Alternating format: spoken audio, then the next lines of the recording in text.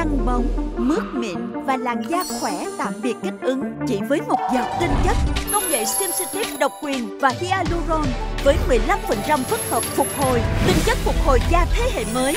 Eucerin Repair Serum làm dịu kích ứng chỉ trong 2 phút, giảm khô căng sau 1 giờ và tái tạo da nhạy cảm. Eucerin Repair Serum làm dịu kích ứng chỉ trong 2 phút.